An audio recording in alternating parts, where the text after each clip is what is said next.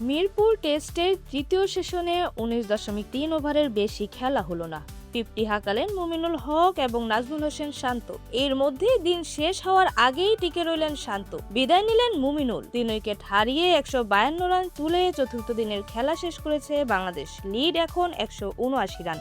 2 উইকেটে 93 রান নিয়ে বৃষ্টির পর তৃতীয় সেশনে মাঠে নামে বাংলাদেশ। উইকেটের চারপাশে দারুণ সব শটে রান বের করেছেন শান্ত এবং মুমিনুল। দলের বোর্ডে রানও উঠেছে, 50 পেয়েছেন দুজনই। দলের 128 রানের মাথাতে থামেন মুমিনুল। 120 বলে 56 রান করে তিনি বিদায় নেন। এরপর শান্তর সাথে যোগ দেন মুশফিকুর রহিম। আর কোনো বিপদ হয়নি, শান্ত মুশফিক মিলেই দিন পার করে দিয়েছেন। শেষ দিকে আলো কমে যাওয়ায় খেলা আর চালিয়ে যাওয়া সম্ভব হয়নি। পঞ্চম দিন খেলা শুরু হবে সকাল 9:30টায়। 3 উইকেটে 152 রান বাংলাদেশের।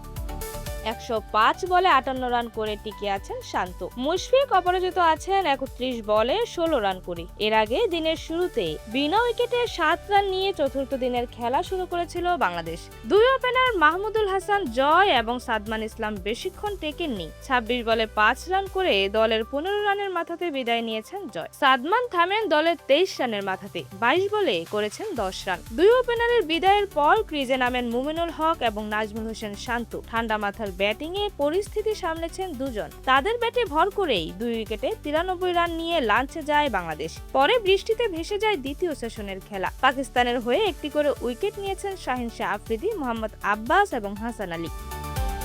এরকমই যে কোনো খেলার আপডেট সবার আগে পেতে অবশ্যই চ্যানেলটি সাবস্ক্রাইব করে রাখুন। ধন্যবাদ। প্লেবাস নিউজ।